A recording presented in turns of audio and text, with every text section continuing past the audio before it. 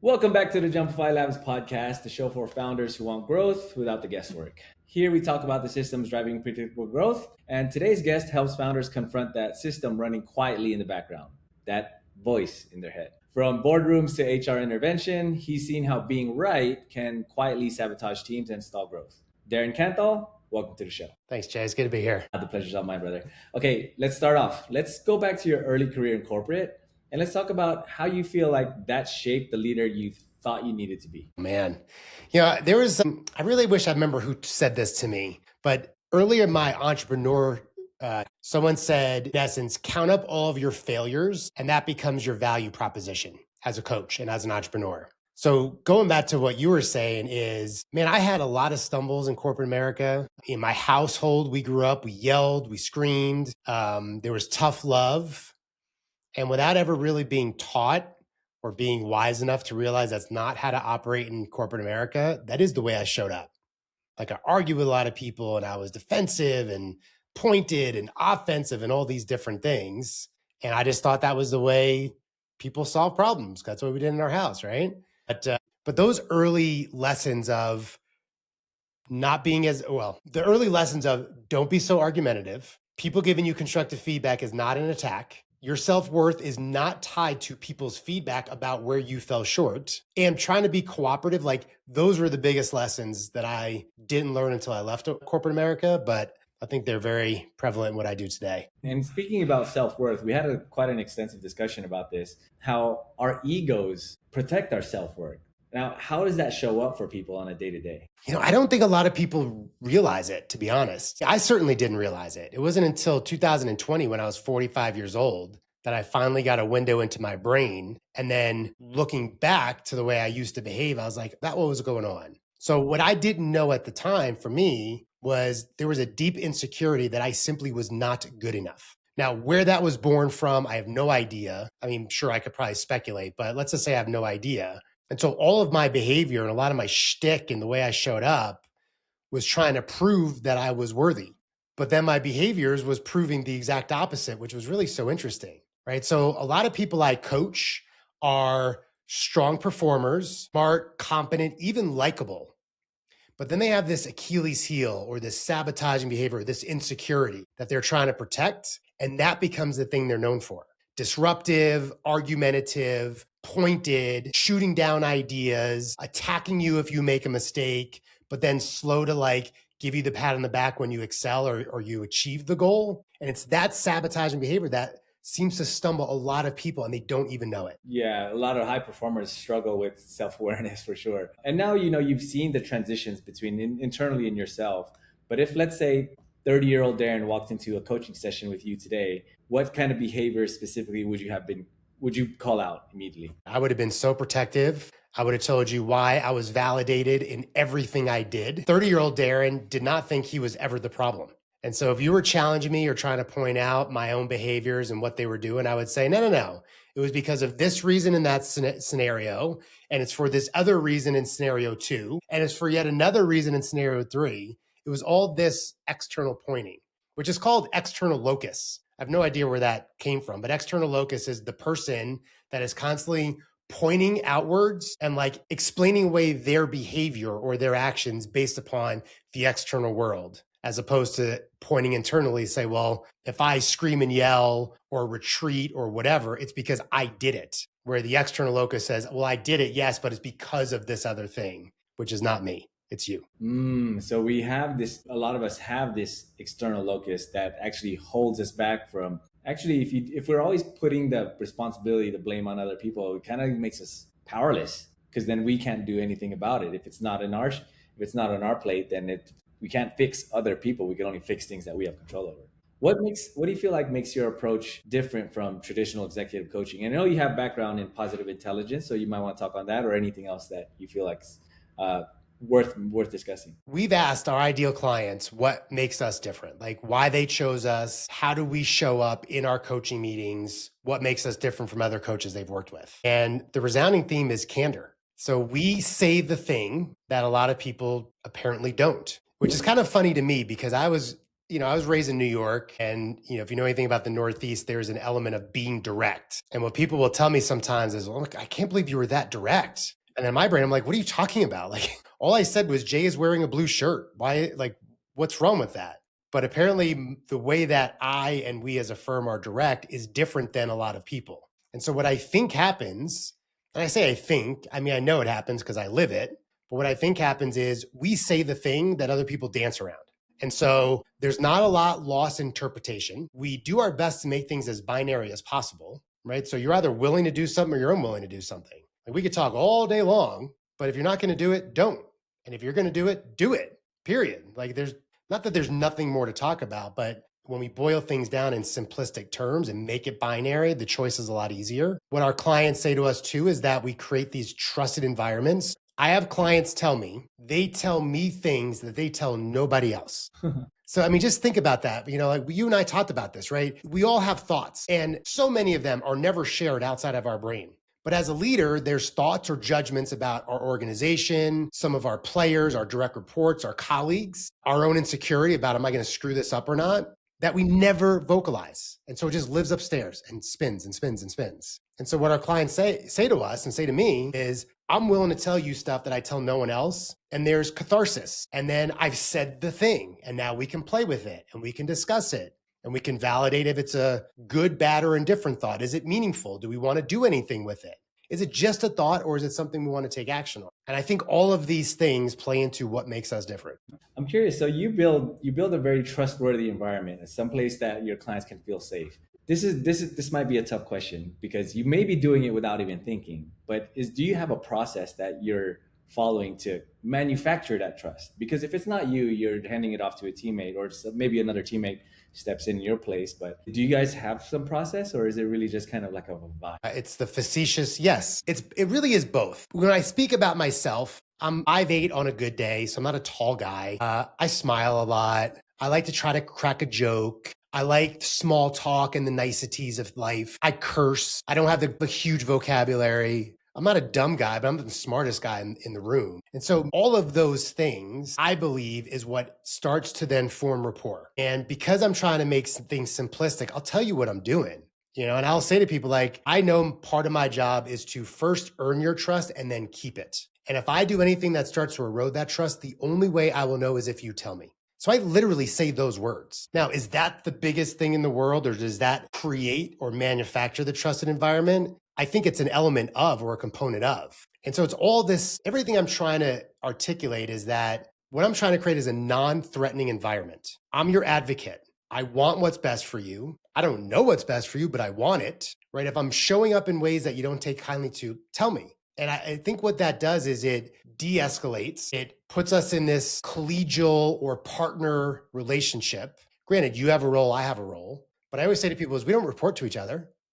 Right? There's no one looking over our shoulder. There's no KPIs that our boss told us we have to execute upon. Like, this time for us is for us. We get to choose what we do with it.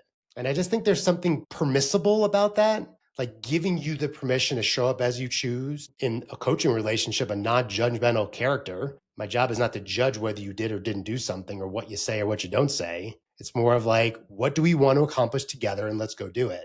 So I think all of those things help to create the trusting environment. And then for the other coaches on our team, they have their own style, but we follow not a strict, but we lean into the coaching philosophy, which is this co-creation, which is you're not broken unless you say you're broken, but most of our clients are not broken, but they have capacity for growth and evolution and improvement. And if you believe that, you believe like I can help you or we can help you, like that's the formula. Right. That's really good. Well said. I want you to be able to have the spotlight for a little bit and talk about the actual transformations you take your clients through. But let's start at the beginning. Specifically, when clients first engage with you, what does their world typically look like? We work with a lot of what we call the workplace problem child. And the workplace problem child really is me. I mean, I was the problem child back when I was in corporate. And a lot of our clients are the problem child. So we say that because it elicits a picture. A lot of folks can relate to a workplace problem child. And it's what I was saying earlier of high performer, smart, often likable, capable, but they have some sort of thing My thing was pointedness, and I raise my voice and I posture. Other clients have the voice in their head that tells them that they have to be the loudest voice in the room or the smartest voice in the room. Or if Jay is starting to threaten my position, I got to knock Jay off the pedestal here. He can't be smarter than I am. And the biggest resounding theme with our clients who are the problem child is they don't know it. And it's usually their leader or HR is coming to us saying, listen, Jay is either going to get fired or he's going to have a coach and help him evolve or improve. Now, as a quick little sidebar, a lot of coaches do not want to touch that because coaching in its essence is about growth and expansion. And so if coaching is ever seen as punitive, a lot of coaches don't want to touch it, but we're okay with that. So the resounding theme is they're high performing, they're problem children, and then they don't know it until someone finally says, Jay, you're going to get fired or you're going to get a coach. That's usually the tipping point. Just to follow up with that for a moment is we're forced on people sometimes. And so when you asked about how to manufacture or create that trusting environment is if you're being voluntold you're getting a coach, and then you're being voluntold that Darren Kanthal or the Kanthal group is going to be your coach, that's two whammies against you, maybe, because you didn't choose the coach or the coaching. And so I have to try to relate to you in some way, shape, or form. And I think there's more art to that than science. If we relate to you and we resonate and you're willing to let some guard down, that's when we see great progress, transformation, and all the evolution we're looking for. But you, not you, Jay, but the general you has to let us in some way, shape, or form. Like there's got to be even an inkling of an in. If not, then what we say is you're not coachable and there's no evolution. Well, yeah, that's really interesting you say that because they're forced to. So yeah, you already have a bit of a wall to break through on those initial conversations. And it's no wonder why you do have some sort of a process that's either that you're following in order for you to actually build that trust more accelerated, more rapidly.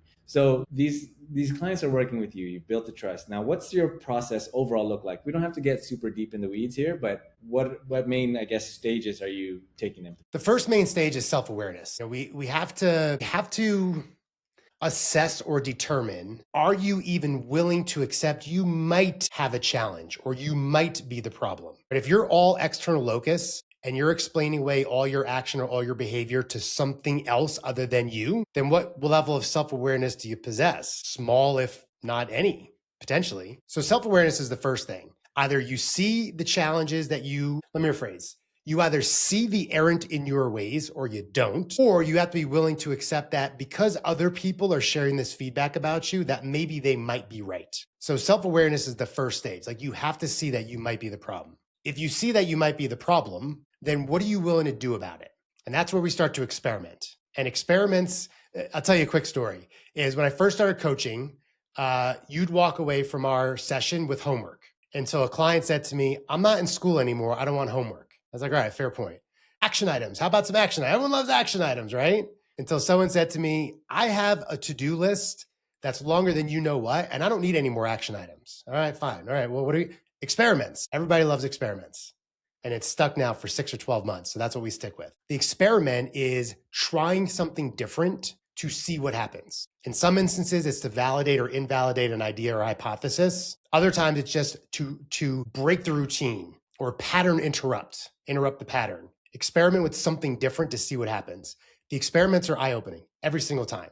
Not every single experiment, but if you're willing to accept that you might be a problem, and then you're willing to experiment with something, i.e. do something different than your norm, those two things are the eye-opening procedures. That's the ahas. And from that, it's like snowball rolling downhill, right? We start to see differently. We start to think differently. We recognize how people respond to us when we posture or whatever it is we do. I posture, that's why I say that, right? So we start to see how people respond to us, and then we start to change. I see it time and time again. So that's the process: self-awareness, experimentation, and then from the experimentation, what do we do to have more wholesale change? And what are some of the initial changes that your clients start to experience? What are some of the things that either they notice with themselves or other people around them are telling you, like, hey, your coaching's working? Yeah. For those of us that talk too much, we talk less, listen more. One little silly thing I do with clients who have a hard time not speaking up is I ask them to experiment with sitting on their hands. And when your hands are underneath your butt cheeks, you don't talk. And if you want to talk, you take your hands out. So it seems silly, but it seems to work for a lot of people. On the flip side, for the people who don't speak up enough, they've got to be brave to speak up. One of the unexpected things is often in marriage and parenthood, because the way people show up at work is not often that far from the way they show up at home.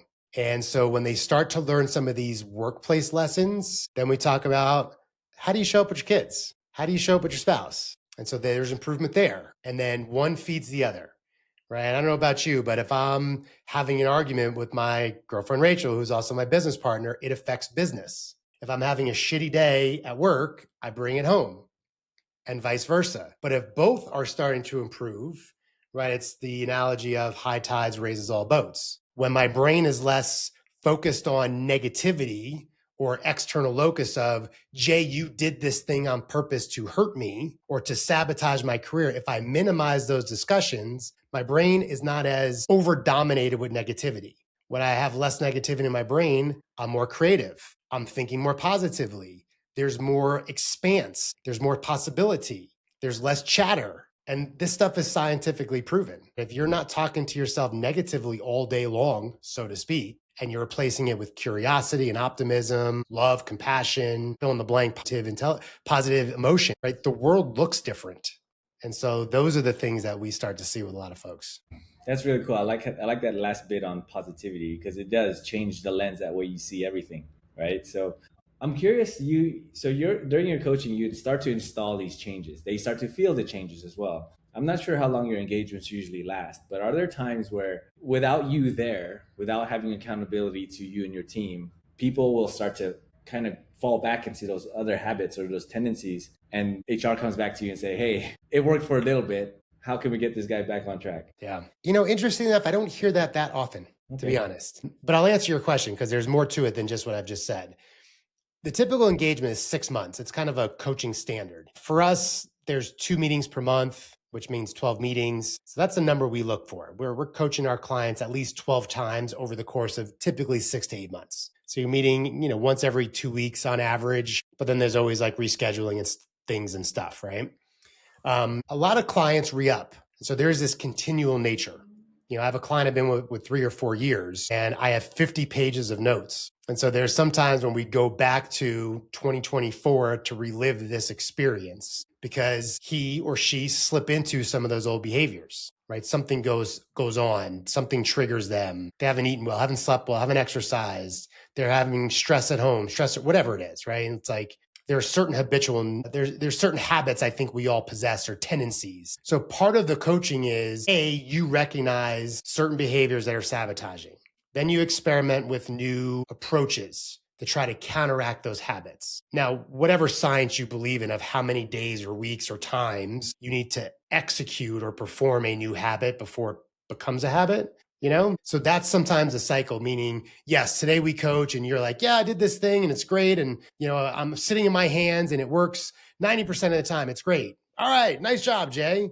Right. Then in 3 months' time, you're facing a huge deadline. You're not confident in the partners you have. You're seeing a million risks and issues. And now all of a sudden sitting on your hands doesn't work because you're super stressed and you're starting to dominate like you used to before you sat on your hands. So then we have to reassess. Why aren't you sitting on your hands? What's going on? What's the stress that's causing you to feel like you have to speak up more than everybody else?